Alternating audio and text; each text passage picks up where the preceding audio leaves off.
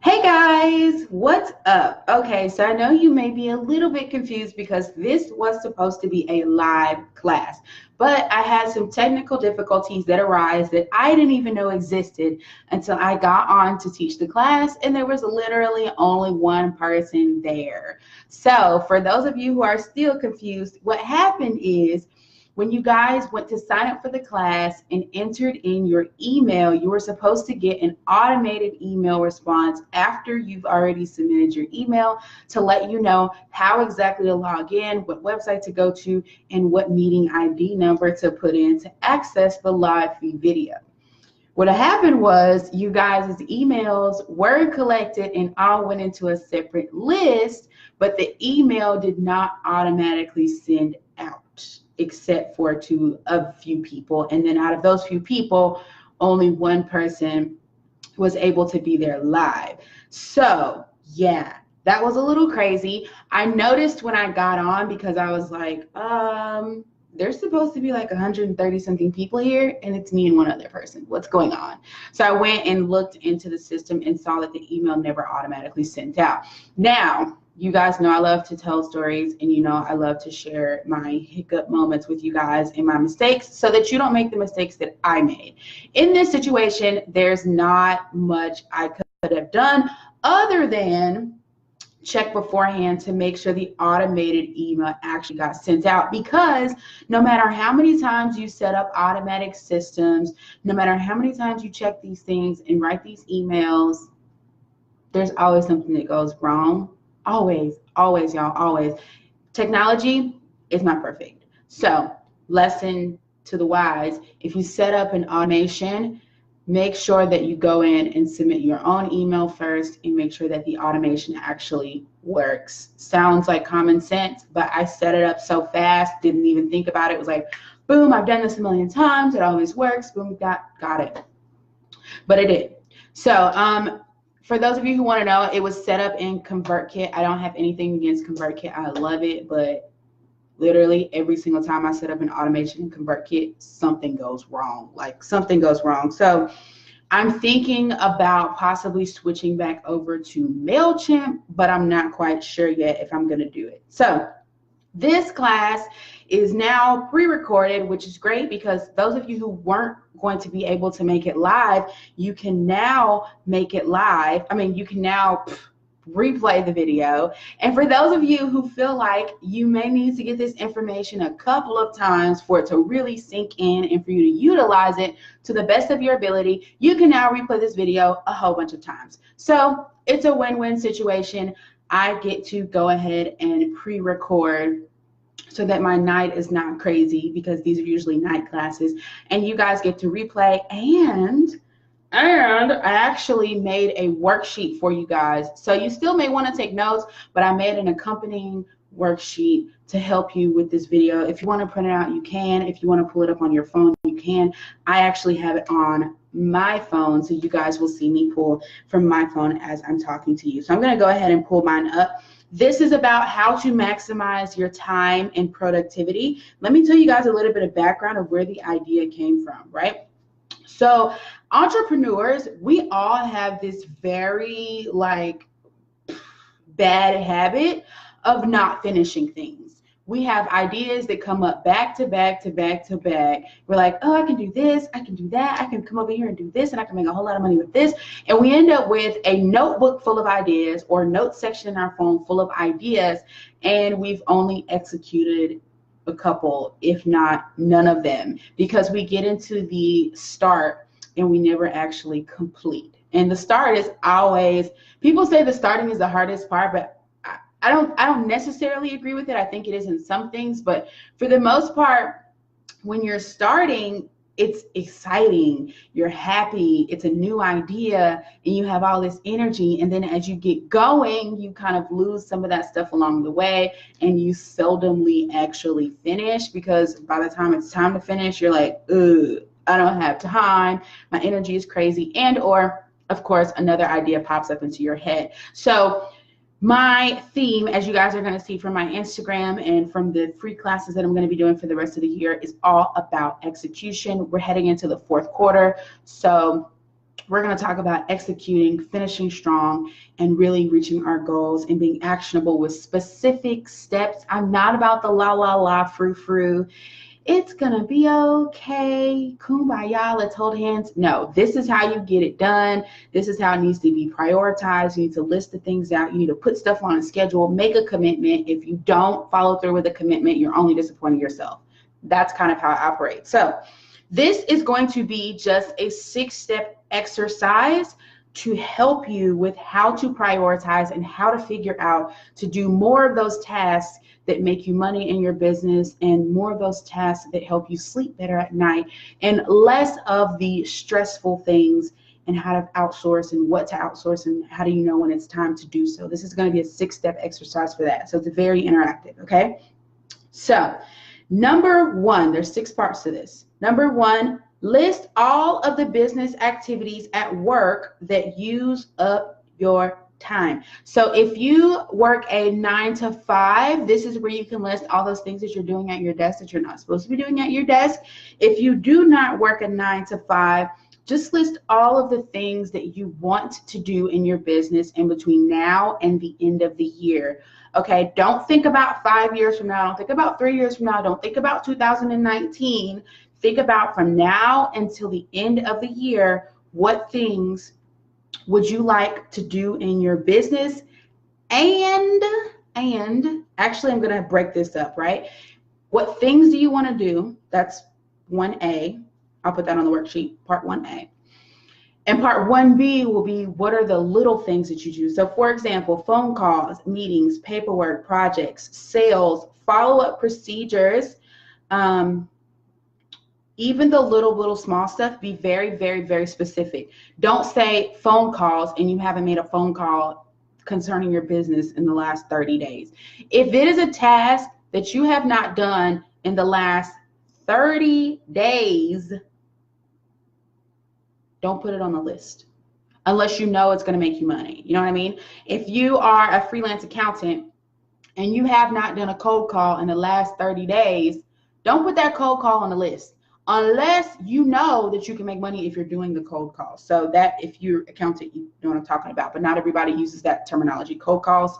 But for those of you who don't know, a cold call is when you have basically a list of numbers and you've never talked to these people ever in your life. That's why they call it cold. And you're just going down the list saying, hey, this is my name. This is what I do. I have this service. I think it would benefit you. Do you have time to go to coffee or go to lunch or sit down and talk about this over video chat, whatever. Let's set up an appointment, like while you're on the phone. So that's what a cold call is. So 1A, list all of those things. List all of those things. This is your starting point, you guys. So you can pause me right now. Take about 5 minutes. Don't overwhelm yourself. Pause me. Take about 5 minutes. And then I'll come back. You can unpause me once you're finished with that. Number 2, describe things that you are brilliant at doing at work. And I keep saying at work because most of you guys do still have a job, but if you don't have a job or if you're a stay-at-home mom or you work part-time, you know, you can alter these a little bit. So describe 3 things that you are brilliant at doing at work. This does not have to do anything with your business. Just be very open-minded. What is some of those things that you do that people say, man, you do a really good job at this? Or things that people come to you for? Like, do you ever just have people stop by your desk or call you and say, hey, can you do this for me? Because I know you're really good at it. Or they may not even say you're really good at it. But if somebody's calling you, if more than one person is calling you to do something for them and it's the same thing, you may want to start making some money off of that thing. But like I said, don't think about business right now. Just think about general skills. I actually have a friend who used to work in retail, and people would call her all the time and say, hey, I've got to go to this event.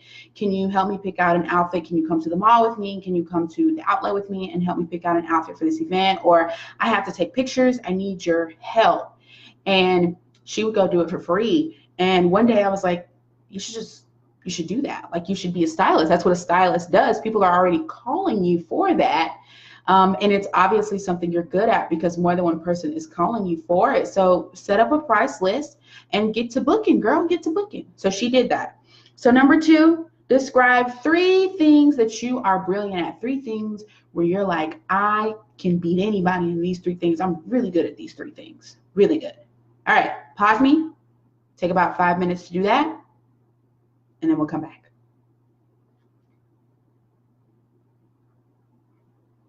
When you unpause me, you've probably unpaused me by now. You're seeing me do a weird dance. Step number 3, name the 3 most important activities that produce income for your business. 3 most important activities that produce income for your business. This is for you guys that are already making money. What 3 activities? I like to call them IPAs, income producing activities, right? That's what I like to call them. Name those 3 things.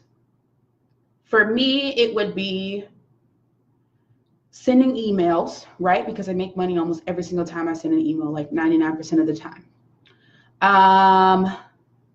Setting up sales pages for myself. Those make me money.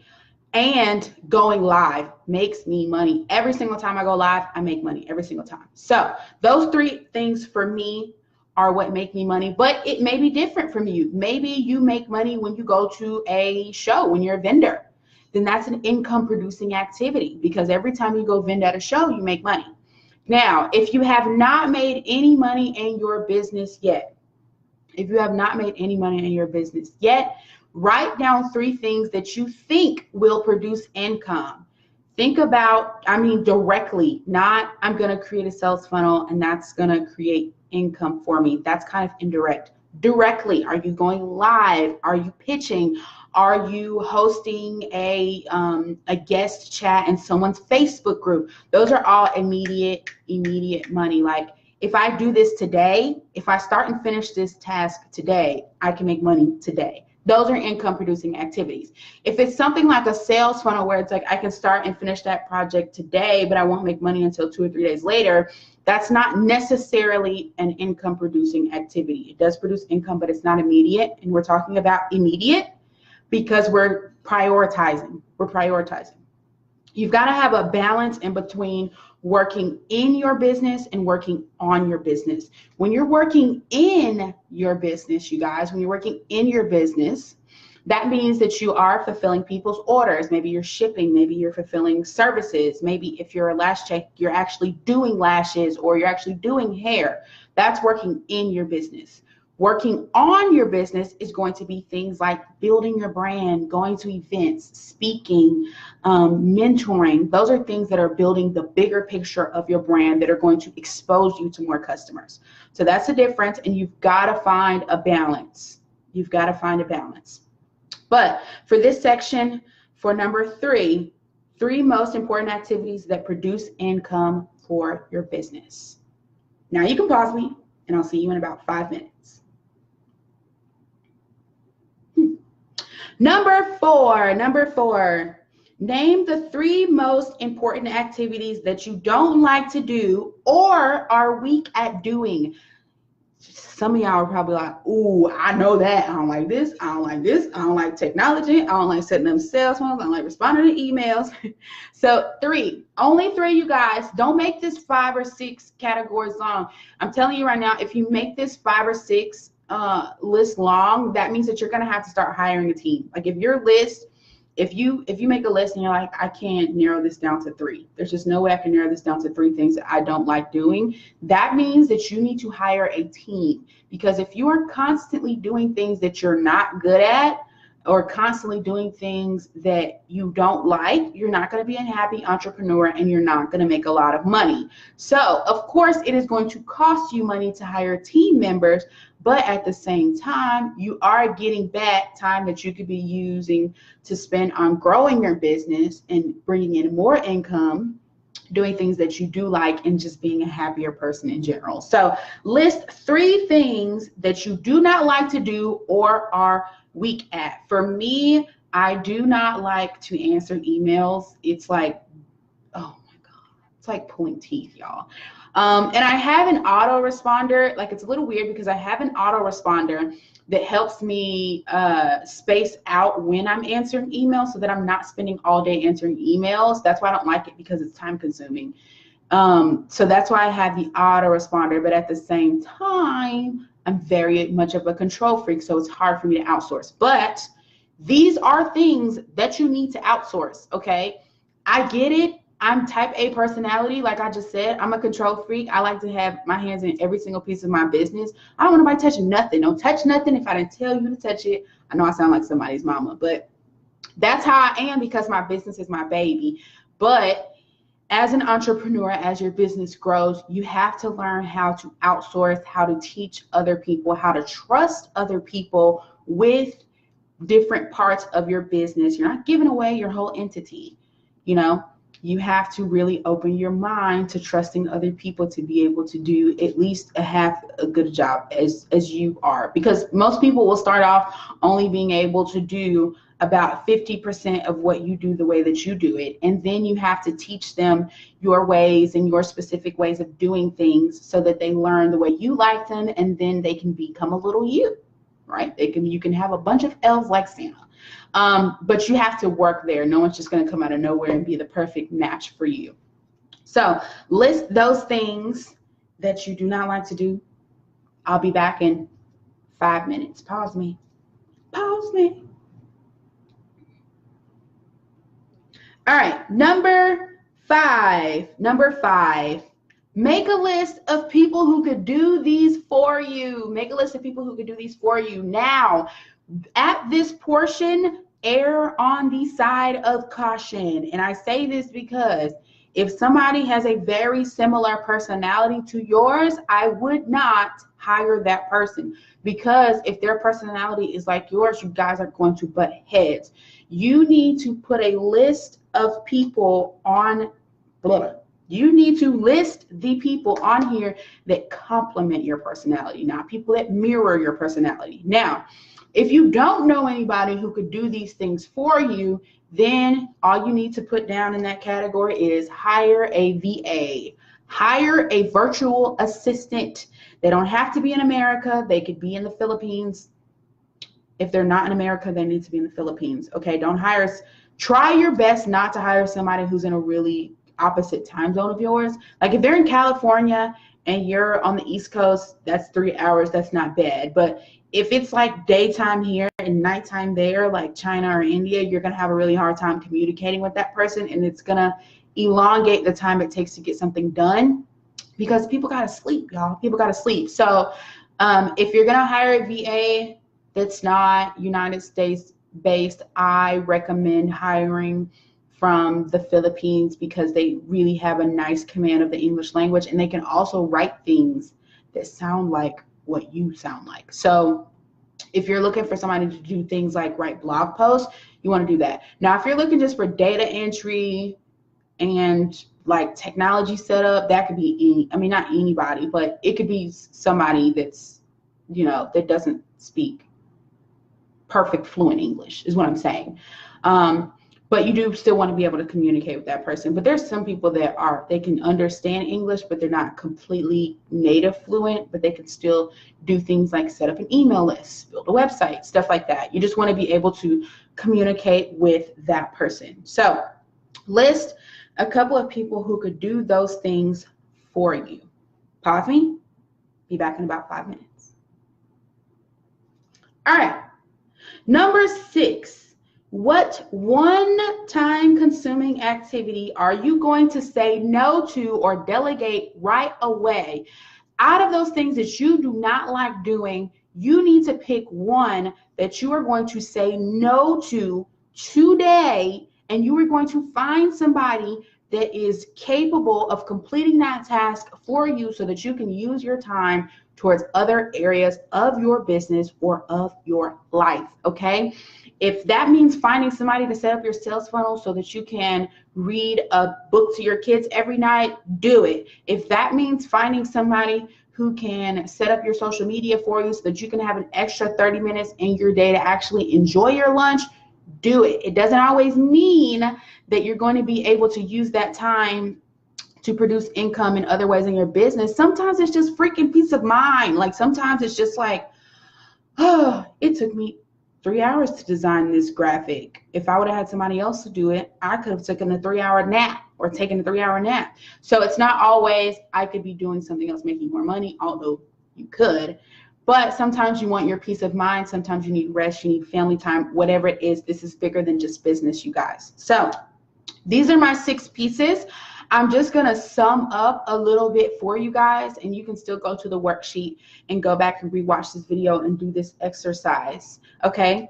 So the things that are on your outsource list, you need to be actively working to outsource those tasks.